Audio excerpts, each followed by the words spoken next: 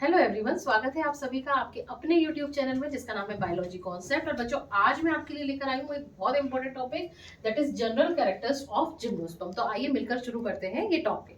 देखो बच्चों, सबसे पहले हम वर्ड पर जाएंगे। जैसा कि जब हमने ब्रायोफाइट्स पढ़े, टेरिडोफाइट्स पढ़े, तो मैंने हमेशा आपको वर्ड का मीनिंग समझने पर जोर दिया है। तो ठीक उसी तरह से आज भी हम इस वर्ड पर जाएंगे कि जिम्नोस्पर्म का मतलब क्या होता है। जो एनसीईआरटी में भी आपकी सबसे पहली लाइन है, जिम्नोस का मतलब होता है नेक्ड, और स्पर्मा, स्पर्मा का मतलब होता है सीड।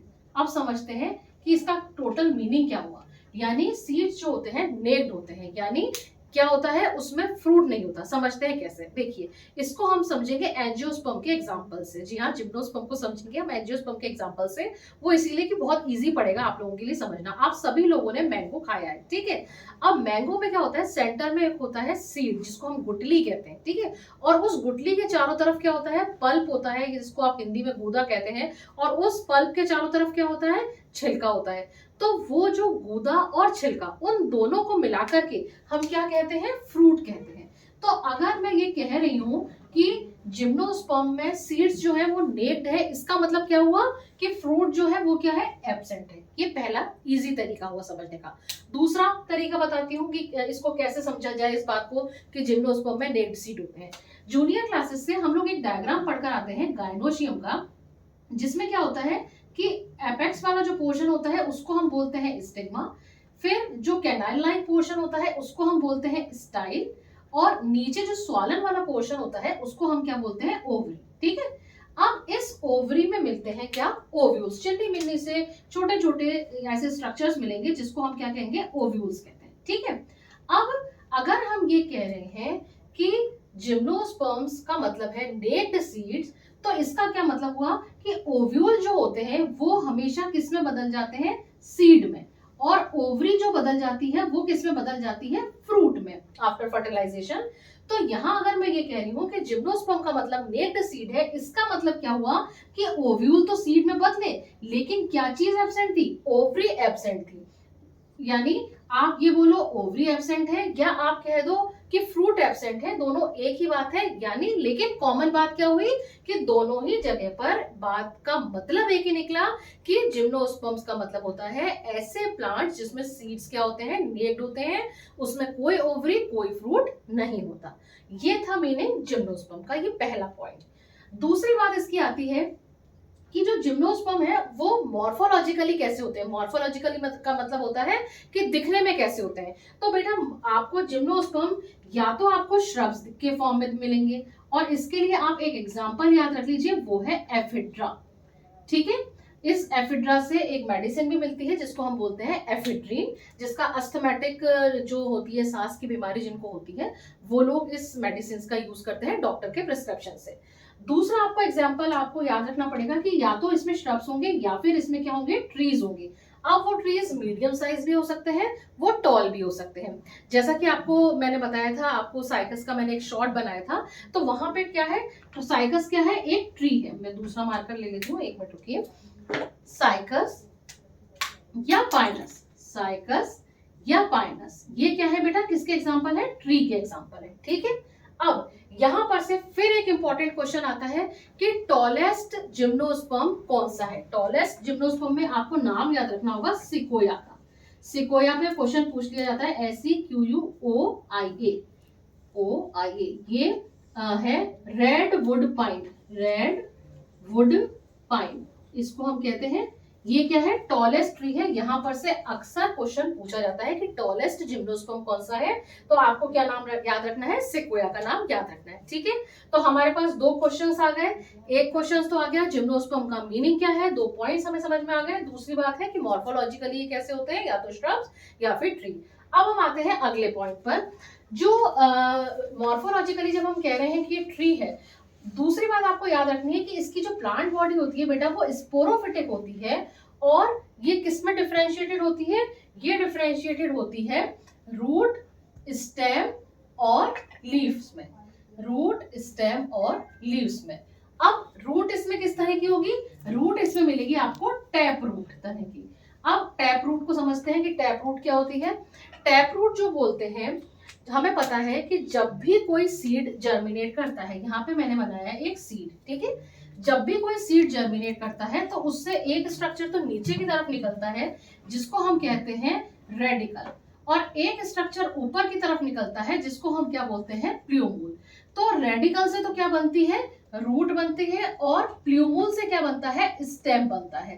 तो जो रूट बनती है, तो वो रूट, सपोज ये रेडिकल है, इस रेडिकल से एक रूट बनी, ठीक है, ये रूट बनी, ठीक, ये मेन रूट है, और फिर इससे दूसरी, सेकंड, प्राइमरी, सेकेंडरी, टर्शरी, ये रूट्स निकली, तो ये क्या हो गई, ये लेटरल। लेकिन जो मेन रूट है वो फॉरएवर परसिस्ट करती है, तो इस तरह के रूट सिस्टम को हम क्या कहते हैं, टैप रूट सिस्टम, ठीक है, इस बात समझ में आ गई।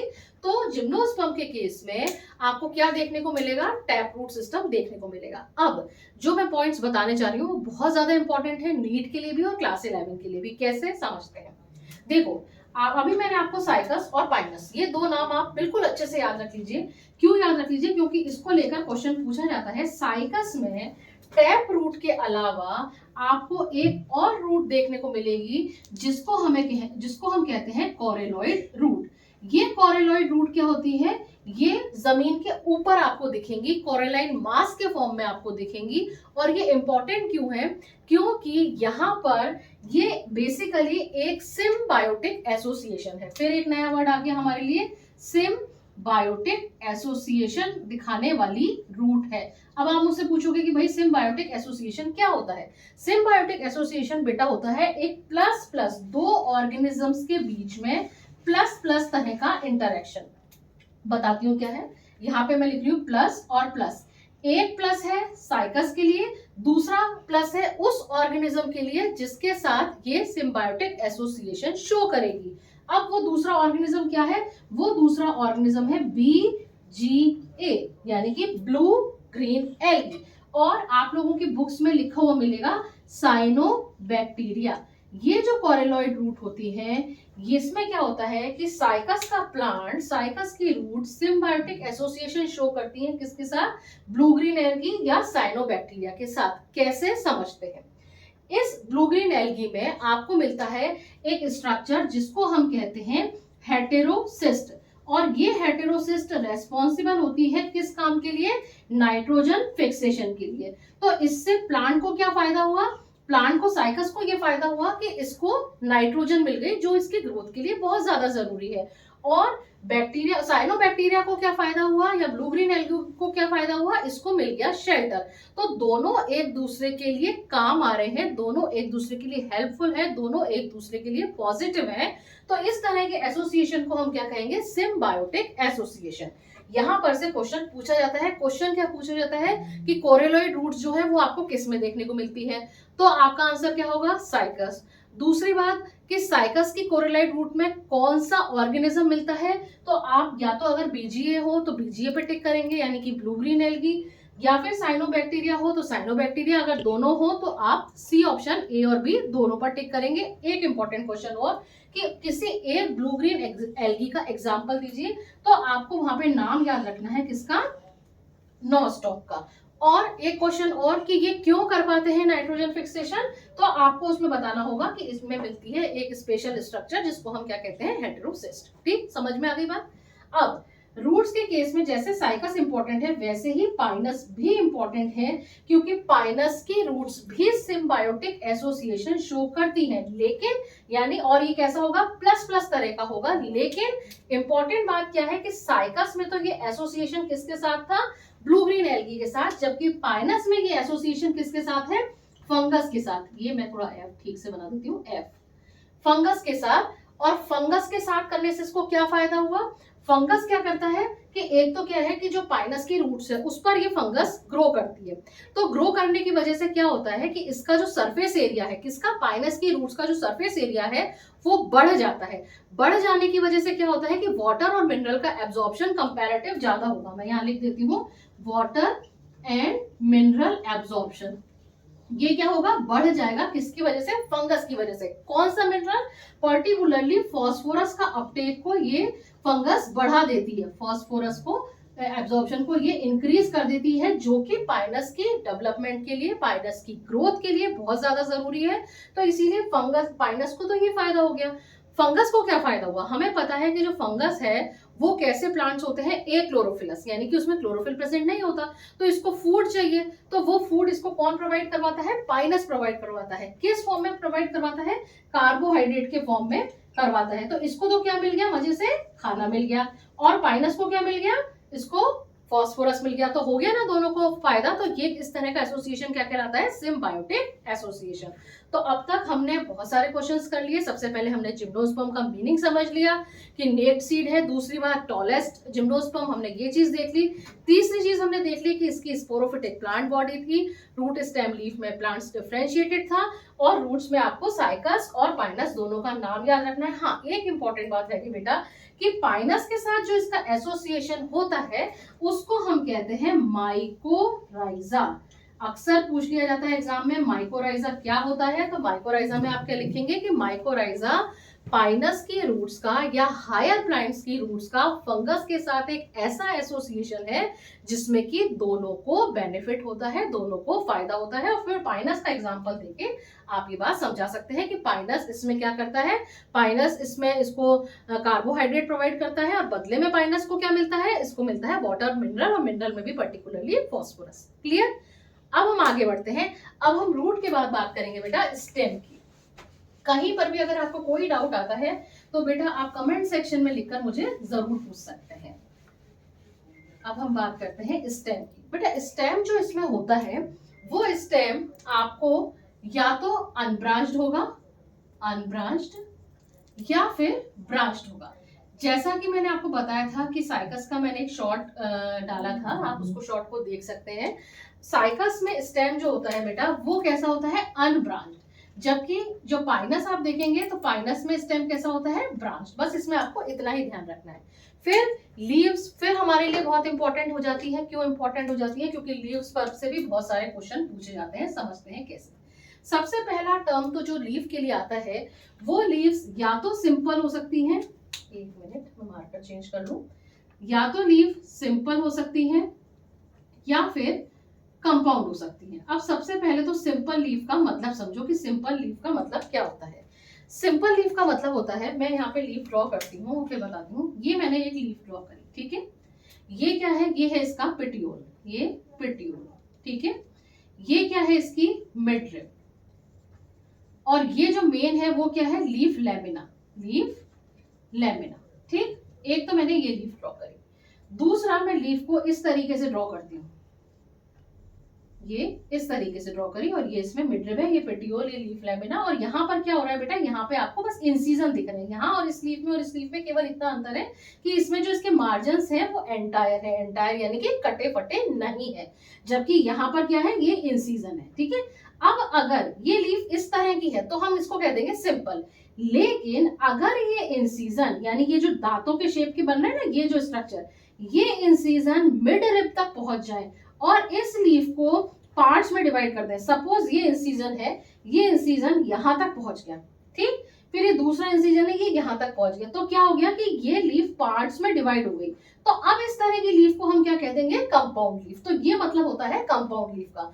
तो जिम्नोस्पर्म में आपको सिंपल लीफ और कंपाउंड लीफ दोनों देखने को मिलेगी। अगर हम कंपाउंड, मैक्सिमम केस में वैसे कंपाउंड लीफ आपको देखने को मिलेगी।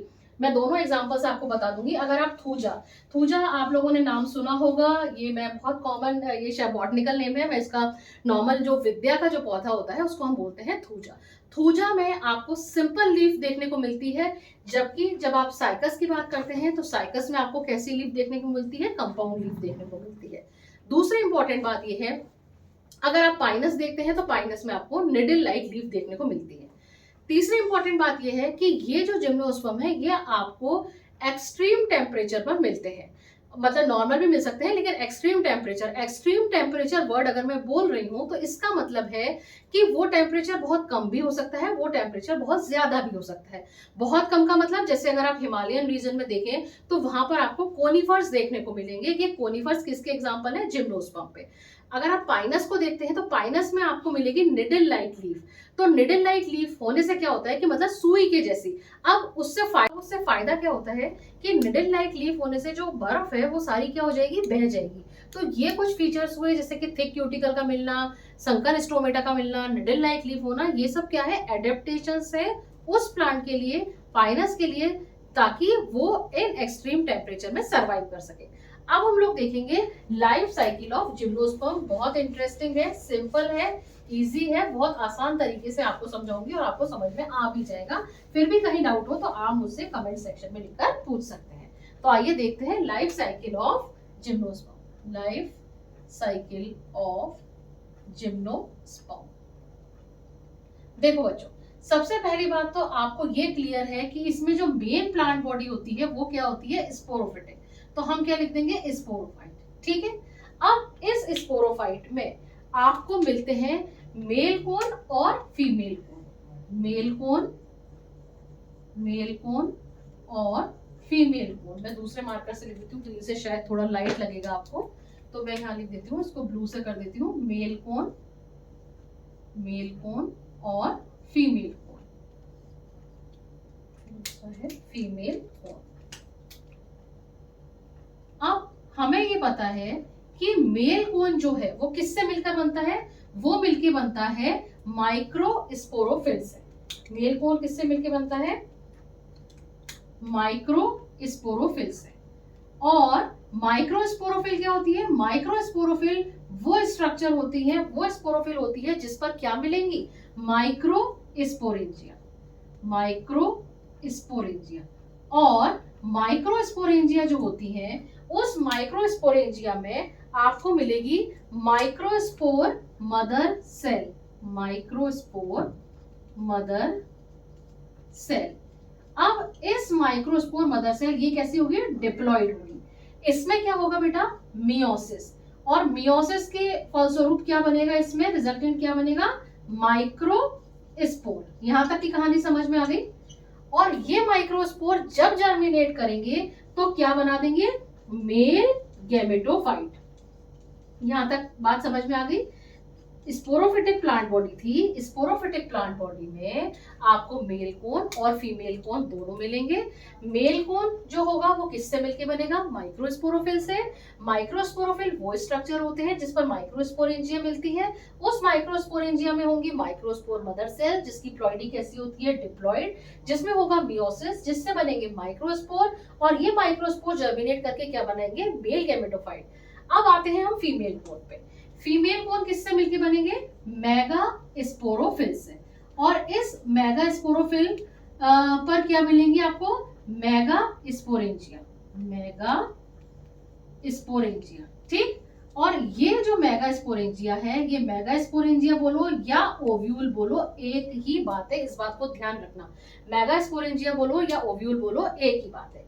अब इस मेगा स्पोरेंजिया में क्या होंगी, जिस तरह से माइक्रोस्पोरेंजिया में माइक्रोस्पोर मदर सेल थी, उसी तरीके से मेगा स्पोरेंजिया में क्या होगी, मेगा स्पोर मदर सेल। इस मेगा स्पोर मदर सेल में क्या होगा, मियोसिस होगा, जिससे क्या बनेंगे, 4 मेगा स्पोर बनेंगे। उन 4 मेगा स्पोर में से 3 मेगा स्पोर जो होंगे वो डीजेनरेट कर जाएंगे, केवल एक ही मेगा स्पोर बचेगा। और जिस तरीके से माइक्रोस्पोर से क्या बन रहा है, मेल गैमेटोफाइट बन रहा है, ठीक उसी तरीके से मेगा स्पोर से क्या बनेगा, फीमेल गैमेटोफाइट।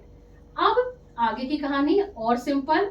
जो मेल गैमेटोफाइट है वो मेल गैमेटोफाइट में क्या बनेगा, मेल गैमेटोफाइट में बनेगा मेल गैमेट। तो हम यहाँ क्या लिख देंगे, मेल गैमेट।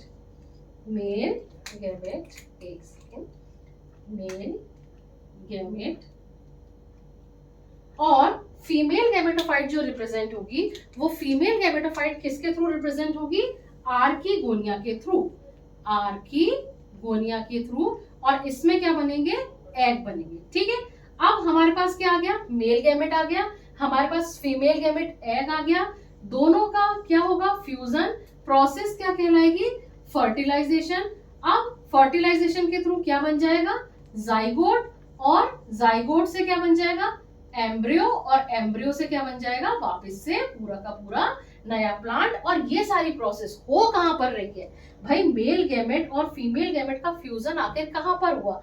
मेल गैमेट जो है वो, उनमें जो मेल गैमेट्स होते हैं, जो पॉलन ग्रेन्स होते हैं वो विंग्ड पॉलन ग्रेन्स होते हैं, खास तौर पे पाइनस के केस में, जिम्नोस्पर्म के केस में। तो ये सारी प्रोसेस हो कहां पर रही है, ये सारी प्रोसेस हो रही है मेगास्पोरेंजिया में। तो ओव्यूल अब फाइनली किस में कन्वर्ट हो जाएगा, सीड में कन्वर्ट हो जाएगा। तो इसीलिए जिम्नोस्पर्म में क्या मिलते हैं, सीड। वापस समझ लो, स्पोरोफिटिक प्लांट बॉडी थी, मेल कोन था, फीमेल कोन था। मेल कोन माइक्रोस्पोरोफिल से मिलकर बन रहा है, फीमेल कोन मेगास्पोरोफिल से मिलकर बन रहा है। माइक्रोस्पोरोफिल पर माइक्रोस्पोरेंजिया है, मेगास्पोरोफिल पर मेगास्पोरेंजिया है, और उस मेगास्पोरेंजिया को ओव्यूल कह रहे हैं।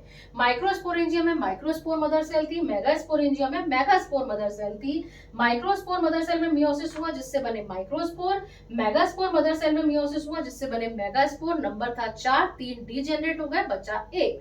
अब ये मेगास्पोर जर्मिनेट करके बना रहा है फीमेल गैमेटोफाइट, माइक्रोस्पोर से बन रहा है मेल गैमेटोफाइट। मेल गैमेटोफाइट में बनेगा मेल गैमेट, फीमेल गैमेटोफाइट में बनेगा फीमेल गैमेट, जिसको हम एग कह रहे हैं।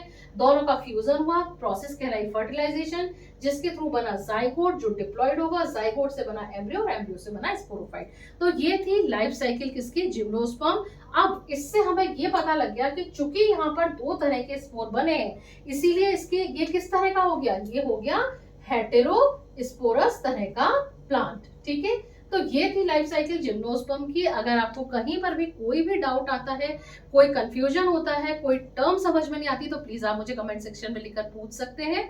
मुझे बहुत अच्छा लगेगा अगर आप मेरे वीडियो को लाइक करेंगे, शेयर करेंगे और चैनल को सब्सक्राइब करेंगे। Thank you very much.